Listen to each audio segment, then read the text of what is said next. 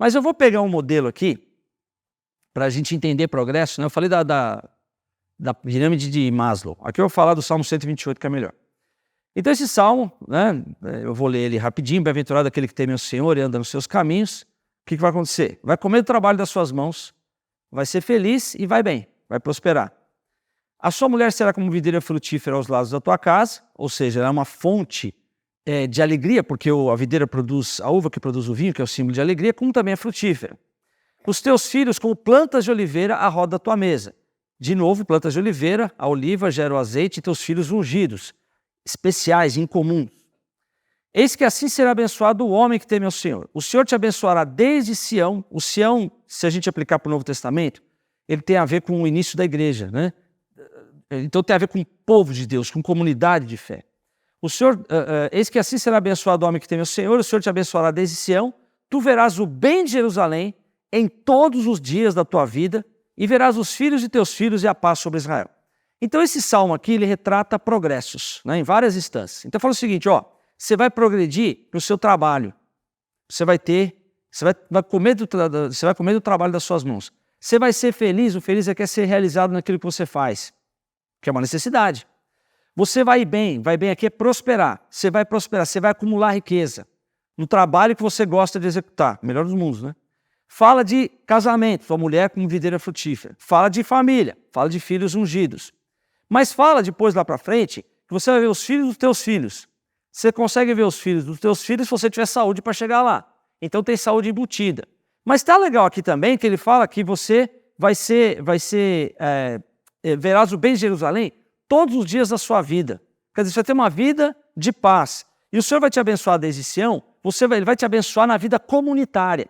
Então perceba que essas necessidades, que o Maslow ele teceu algumas aqui que tem a ver com esse salmo, são áreas em que eu quero, desculpa se você não quer, mas eu quero progresso, eu quero avanço, eu quero ser abençoado no meu trabalho, naquilo que e fazer o que eu gosto de fazer, eu quero ser abençoado no fruto do meu trabalho, eu quero ter prosperidade material, quero um casamento abençoado, filhos abençoados, netos, quero paz ao meu redor. Então essas coisas são progressos que a Bíblia fala.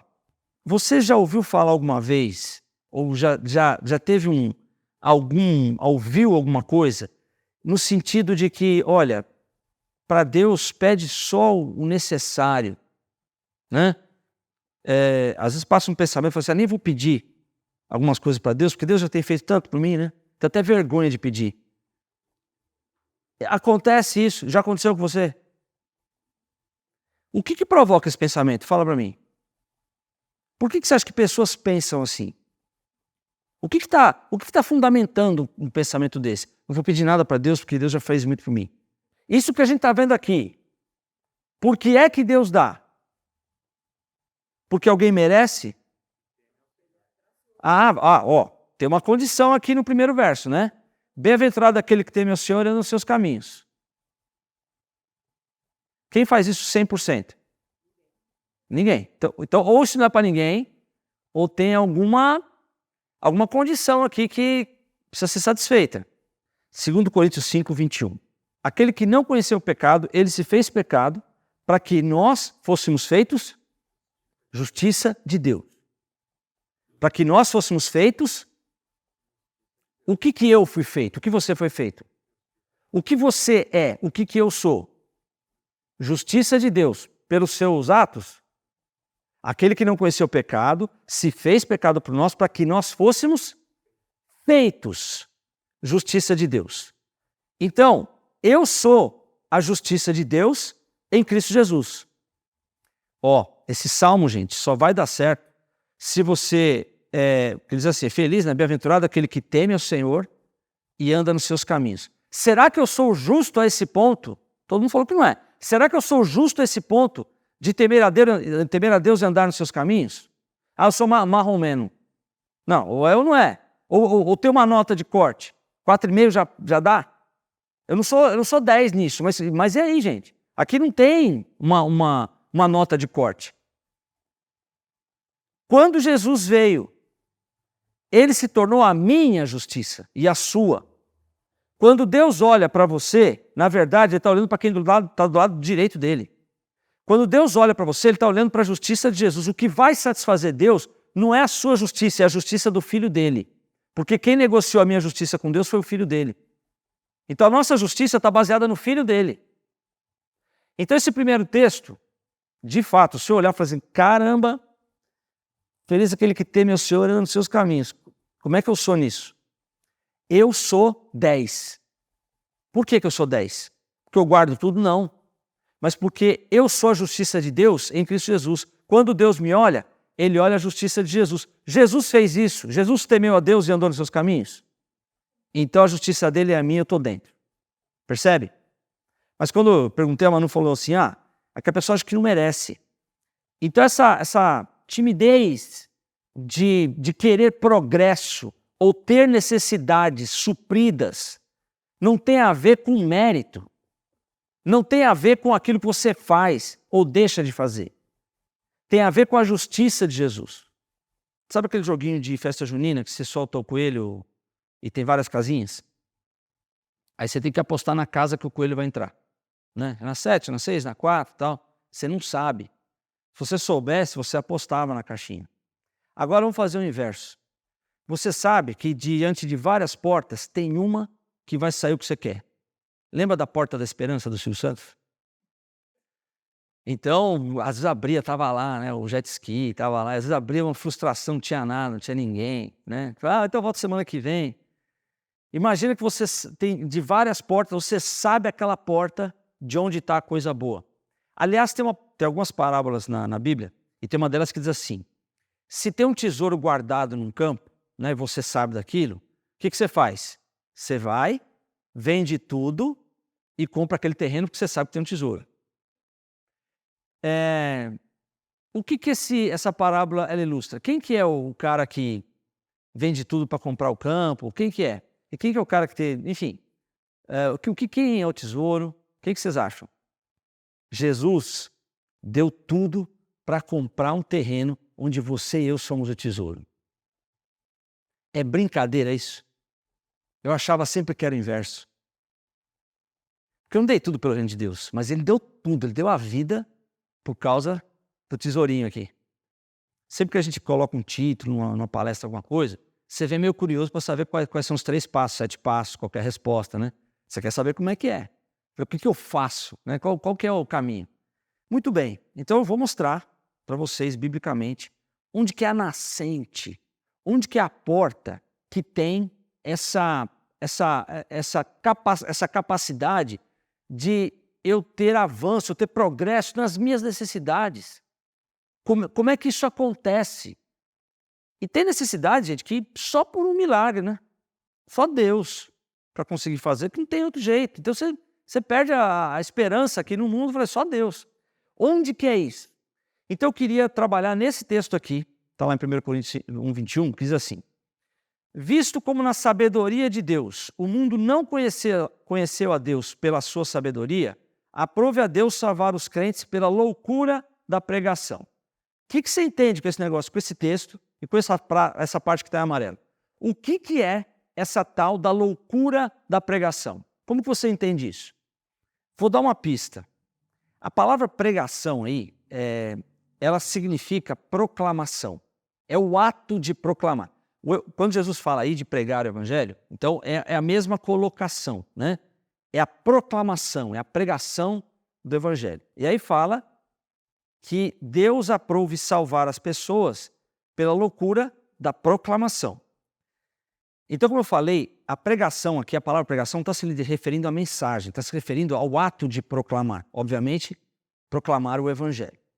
Então, primeiro, eu vou pegar outros 2 textos para a gente entender esse. Mas aqui está dizendo que Deus salva através da loucura, da insensatez da pregação. Romanos 10:13 diz assim, porque todo aquele que invocar o nome do Senhor será salvo. Como, pois, invocarão aquele em quem não creram? E como crerão naquele que não ouviram? E como ouvirão se não há quem pregue? E como pregarão se não forem enviados? Como está escrito, conformosos os pés dos que anunciam a paz, dos que anunciam coisas boas. Mas nem todos obedecem ao evangelho, pois Isaías diz, Senhor, quem creu na nossa pregação? de sorte que a fé vem pelo ouvir e ouvir pela palavra de Deus. Então, nessa sequência aqui, né, como é que você vai crer se você... como é que você vai invocar o nome do Senhor se você não creu? Como é que você vai crer se você não ouviu? Como é que você vai ouvir se não há quem pregue? E como pregarão se não forem enviados? Quem que é esse aí que pregarão? Quem que são esses? Oi? Pregadores. Tantufas quem é, né? Mas é alguém que prega. Aí ele diz assim, de sorte que a fé pelo ouvir e ouvir pela palavra de Deus. Nessa sequência, como é que o cidadão ouve a palavra de Deus? No que está escrito aqui. Como é que chega no ouvido dele a palavra de Deus? Pregação de um pregador, certo? Então a lógica da fé é quando você ouve uma pregação. Então o nosso primeiro contato com o evangelho não é com a Bíblia. Em exceção, acontece. Então não estou dizendo que não aconteça. Mas, tanto é que tem o ministério aí dos Gideões, que distribui o Novo Testamento, a Bíblia. Então tem gente que vai ler, vai ter o primeiro contato.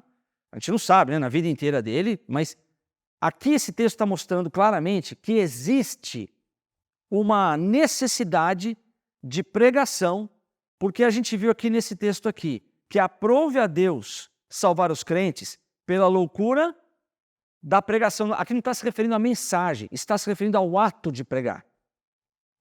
Então, gente, vamos lá, pregação. Nesse caso, deixa eu perguntar aqui, cada um teve uma experiência de quem ouviu. Ouviu de uma avó, ouviu num maluco lá na Praça da Sé, uma Bíblia na mão, pregando, gritando. Ouviu na rádio, assistiu um programa na TV, né? Então, existem maneiras diferentes e essa forma que Deus escolheu para que pessoas preguem e a pessoa se salve, isso é uma insensatez, isso é uma loucura. Então Deus usa até a mula para falar com um ser humano. Então não importa se o pregador fala glória a Deus, né, ou ele é um erudito, não importa, né?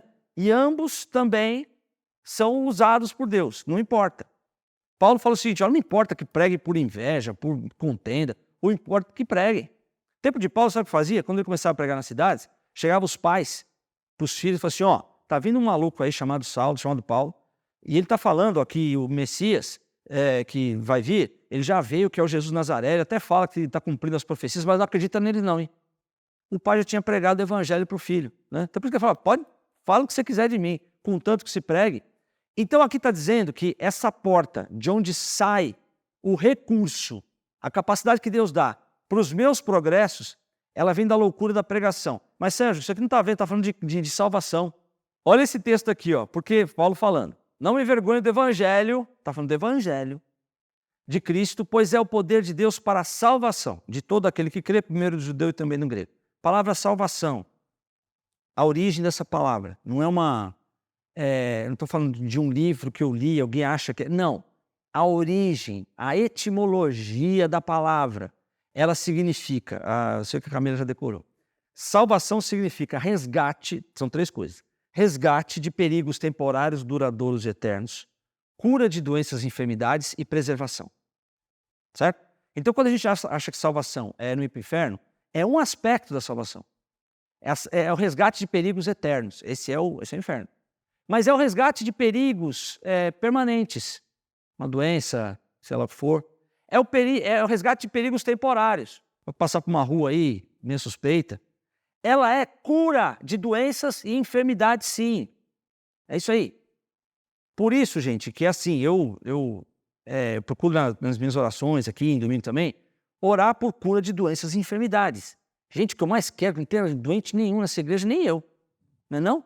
Mas se a gente não pede, se a gente fica assim, não, olha, isso aqui é pregação de outra igreja, do R. Soares. Não, a salvação é isso. E é preservação na sua maior amplitude. Você possa imaginar como preservação? Isso é salvação.